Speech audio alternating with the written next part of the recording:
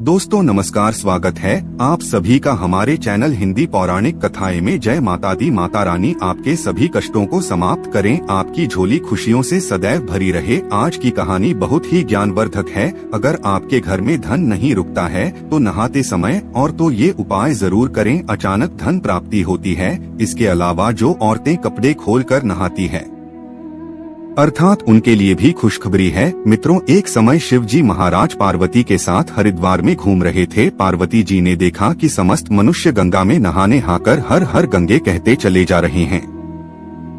अगर आप ये कहानी सुन रहे हैं तो पूरा सुनिएगा, क्योंकि आधा अधूरा ज्ञान सही नहीं होता, इसीलिए वीडियो अंत तक जरूर देखिएगा। इसके अलावा ही माँ लक्ष्मी जो हमारी इस वीडियो को लाइक करें और चैनल को सब्सक्राइब करें, उनके घर में धन की कभी कोई कमी ना रहे, उनका घर हमेशा धन से भरा रहे। दोस्तों, भगवान के ना कंजूसी न करें। सबसे पहले अपनी पूरी सच्ची श्रद्धा से कमेंट में हर हर महादेव, ओम नमः शिवाय, राधे राधे जरूर लिखें। दोस्तों, जब पार्वती जी ने देखा कि समस्त मनुष्य गंगा में नहा नहाकर हर हर गंगे कहते चले जा रहे हैं, परंतु सभी दुखी और परेशान है, तब पार्वती जी ने बड़े आश्चर्य से शिव जी से पूछा कि हे महादेव, गंगा में इतनी बार स्नान करने पर भी इनके पाप और दुखों का नाश क्यों नहीं हुआ? क्या गंगा में सत्यता नहीं रही? शिव जी ने कहा, प्रिय, गंगा में तो वही सामर्थ्य है, परंतु इन लोगों ने पापनाशिनी गंगा में स्नान ही नहीं किया है, तब इन्हें लाभ कैसे हो? पार्वती जी ने आश्चर्य से कहा कि स्नान कैसे नहीं किया? सभी तो नहाकर जा रहे हैं, अभी तक इनका शरीर भी नहीं सूखा है। शिव जी ने कहा, यह केवल जल में डुबकी लगाकर आ रहे हैं, तुम्हें इसका रहस्य समझाऊंगा। दूसरे दिन बड़े जोर की बरसात होने लगी, गलियां कीचड़ से भर गई। चौड़े रास्ते में एक गहरा गड्ढा था, चारों ओर कीचड़ भर रहा था। शिव जी ने अपनी लीला से वृद्ध रूप धारण कर लिया और विवश की तरह गड्ढे में जाकर ऐसे पड़ गए जैसे कोई मनुष्य चलता चलता गड्ढे में गिर पड़ा हो और निकलने की चेष्टा करने पर भी न निकल पा रहा हो। पार्वती जी को उन्होंने यह समझाकर गड्ढे के पास बैठा दिया कि देखो, तुम लोगों को सुना सुनाकर यूं पुकारती रही कि मेरे वृद्ध पति आकर्षक गड्ढे में गिर पड़े हैं, कोई पुण्य आत्मा इन्हें निकालकर इनके प्राण बचाए और मुझे असहाय की सहायता करें। शिव जी ने यह और समझा दिया कि जब कोई गड्ढे में से मुझे निकालने को तैयार हो तब इतना और कह देना कि भाई, मेरे पति सर्वथा निष्पाप है, इन्हें वहीं छुए जो स्वयं निष्पाप हो। यदि आप निष्पाप है तो इनको हाथ लगाइए, नहीं तो हाथ लगाते ही आप भस्म हो जाएंगे। पार्वती जी तथास्तु कहकर गड्ढे के किनारे बैठ गई और आने जाने वालों को सुना सुनाकर शिव जी की सिखाई हुई बात कहने लगी। गंगा में नहाकर लोगों के दल आ रहे हैं। सुंदर युवती को यूं बैठी देखकर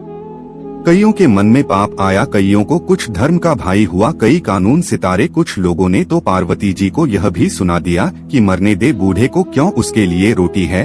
और कुछ दयालु चरित्रवान पुरुष थे, उन्होंने करुणा बस उस युवती के पति को निकालना चाहा, परंतु पार्वती के वचन सुनकर वे भी रुक गए।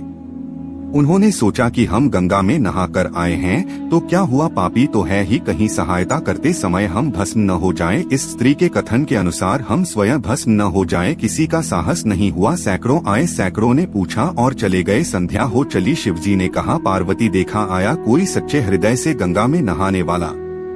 दोस्तों, थोड़ी देर बाद एक जवान हाथ में लौटा लिए हर हर गंगे करता हुए निकला। पार्वती ने उसे भी वही बात कही। युवक का हृदय करुणा से भर आया, उसने शिव जी को निकालने की तैयारी की। पार्वती ने रोककर कहा कि भाई, यदि तुम सर्वथा निष्पाप नहीं होंगे तो मेरे पति को छूते ही जल जाओगे। उसने उसी समय बिना किसी संकोच के दृढ़ निश्चय के साथ पार्वती से कहा कि माता, मेरे निष्पाप होने में तुझे संदेह क्यों होता है? देखती नहीं कि मैं अभी गंगा नहाकर आया हूँ? भला गंगा में गोता लगाने के बाद भी कभी पापी रहते हैं? अभी तुम्हारे पति को निकलता हो। युवक ने लपककर बूढ़े को ऊपर उठा लिया। शिव पार्वती ने उसे अधिकारी समझकर अपना असली स्वरूप प्रकट कर उसे दर्शन देकर प्रताड़ित किया। शिवजी ने पार्वती से कहा कि इतने लोगों में से शेख ने ही गंगा स्नान किया है। इसी दृष्टांत के अनुसार जो लोग बिना श्रद्धा और विश्वास के केवल दंभ के लिए गंगा स्नान करते हैं, उन्हें वास्तविक फल नहीं मिलता है, परंतु इसका यह मतलब नहीं कि गंगा स्नान व्यर्थ जाता है। गंगा स्नान का बहुत पुण्य भी है। इसके बाद शिवजी ने पार्वती जी से कहा, अब मैं आपको 12 बातें बताता हूँ, जो भी मनुष्य इन 12 बातों को नहाते समय ध्यान में रखता है वह कभी भी दुखी नहीं रहता है।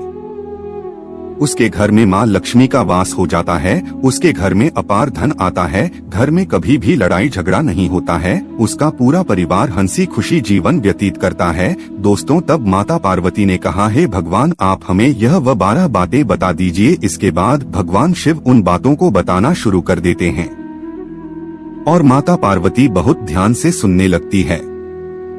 दोस्तों, यह 12 बातें आप लोग भी बिल्कुल ध्यान से सुनना। इसके बाद भगवान शिव कहते हैं, प्रिय, यह 12 बातें बताने के बाद मैं आपको एक बात और बताऊंगा जो औरतों के लिए है। जो औरतें कपड़े खोलकर स्नान करती हैं, उनके लिए यह बात बहुत ही महत्वपूर्ण है। तो पार्वती जी, इस बात को आप बहुत ही ध्यान से सुनना। तभी शिव जी अब वाणी को शुरू कर और बताने लगते हैं। दोस्तों, शिव जी कहते हैं, स्नान करने से शरीर निरोगी रहता है और मन प्रसन्न रहता है। नहाने से चेहरे की क्रांति और शारीरिक आकर्षण में भी बढ़ोतरी होती है।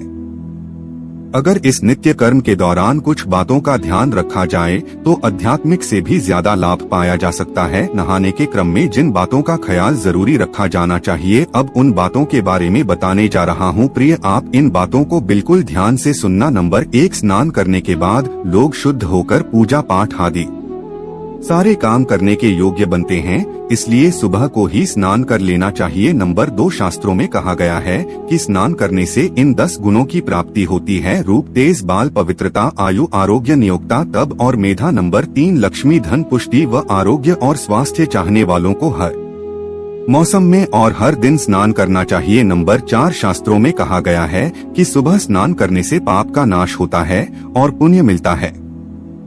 ऐसा कहा गया है कि सुबह नहाने वालों के पास नकारात्मक शक्तियां नहीं भटकती, इसीलिए सुबह स्नान करना ही उचित है। नंबर 5, बीमारी की हालत में सिर के नीचे से ही स्नान करना चाहिए। गीले कपड़े से शरीर को पहुंच लेना एक तरह का स्नान ही कहा गया है। नंबर 6, सुबह की लालिमा छाने से पहले ही स्नान लेना श्रेष्ठ माना गया है। नंबर 7, तेल लगाकर और देह को मलकर नदी में आना मना है। इसकी जगह नदी से बाहर निकलकर तट पर ही शरीर साफ करके तब नदी में डुबकी लगाना उचित है। नंबर 8, जिन घाटों पर कपड़े धोए जाते हैं वहां का जल पवित्र माना गया है, इसलिए वहां से कुछ दूर हटकर ही नहाना चाहिए, क्योंकि मनुष्य के सही और गलत आचरण इन्हीं कपड़ों में पाए जाते हैं और ऐसे जल के पास स्नान करना वर्जित है, क्योंकि मनुष्य के कपड़ों में कई तरह के सूक्ष्म कीटाणु होते हैं।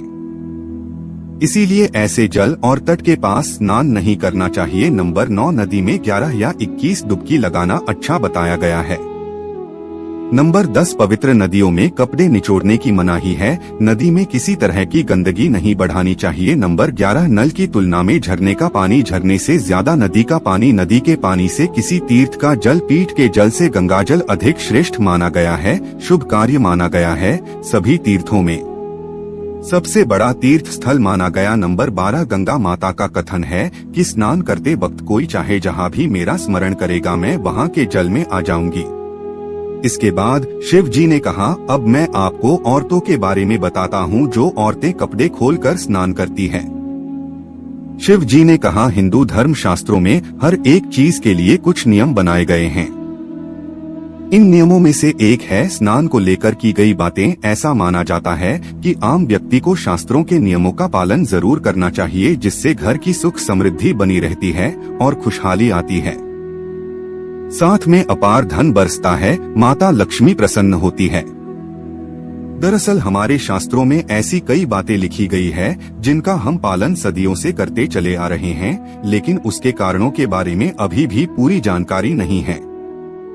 ऐसे ही नियमों में से एक है निर्वस्त्र स्नान करना। आपने अक्सर घर के बड़ों को ऐसा कहते सुना होगा कि कभी भी स्नान बिना कपड़ों के यानी निर्वस्त्र नहीं करना चाहिए। अगर हम पौराणिक कथाओं की बात करें तो निर्वस्त्र स्नान की मनाही का एक सबसे बड़ा कारण कृष्ण जी के समय से जुड़ा है। पौराणिक कथाओं के अनुसार एक बार जब गोपिकाओं सरोवर में स्नान कर रही थी और वह निर्वस्त्र थी, उस समय बाल कृष्ण ने गोपियों के सभी वस्त्र छिपा दिए। उस समय जब कृष्ण जी ने उनके वस्त्र छिपा लिए और गोपियों ने अपने वस्त्र वापस लेने की प्रार्थना की, तब कृष्ण जी ने उन्हें समझाया कि कहीं भी बिना वस्त्र धारण किए स्नान नहीं करना चाहिए, इससे जल के देवता वरुण का अपमान होता है, इसलिए आपको निर्वस्त्र स्नान न करने की सलाह दी जाती है। अगर आप नहाते समय यह सोचते हैं कि बंद कमरे में कोई आपको नहीं देख रहा है, तो ऐसा गलत है, क्योंकि ईश्वर आपको हर स्थान पर देखते हैं। यदि आप निर्वस्त्र होकर स्नान कर रहे हैं, तो यह मुख्य रूप से जल के देवता वरुण का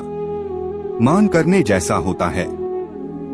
निर्वस्त्र स्नान से आपको पाप लग सकता है और आर्थिक और शारीरिक नुकसान पहुंच सकते हैं। नहाते समय आपके पूर्वज भी आपको नग्न अवस्था में देखते होते हैं। भूत प्रेत भी आपको नग्न अवस्था में देखते हैं और वह आपके ऊपर चिपक सकते हैं, आपके शरीर में अपना स्थान बना सकते हैं।